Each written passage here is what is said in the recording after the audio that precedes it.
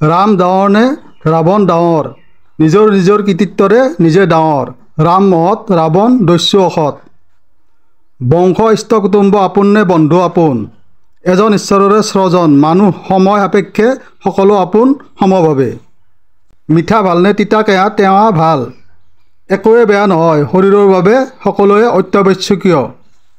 কৰ্ম অপৰত নে ধৰ্ম অপৰত? দুয়োটা গুণেই সৰ্বোচ্চ স্তৰৰ। কৰ্ম মহৎ পথ, ধৰ্ম শান্তি সুখ পথ। পিতৃ মাতৃ ঈশ্বৰৰ মাজত মহত্ব কি?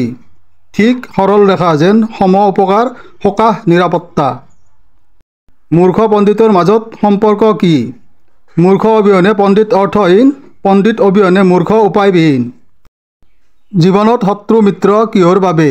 মিত্ৰ লাগে আনন্দ আমোদৰ বাবে, শত্ৰু লাগে প্ৰতিযোগিতা প্ৰগতিৰ বাবে। বায়ু সূৰ্য বৰষুণ প্ৰকৃতি মাত্ৰাত কোন শক্তিশালী উপকাৰী? নহ'লে এতিয়াও নোৱাৰে মানুহ জীয়াই থাকিব পৃথিৱীত তিষ্ঠি। জয় পৰাজয়ৰ কোনটো গুণ ক্ষমতাশালী? জয় পৰাজয়ত ভিত্তি কৰি প্ৰতিযোগিতাৰ সৃষ্টি হয়। দুয়োটা গুণে সমতাশালী।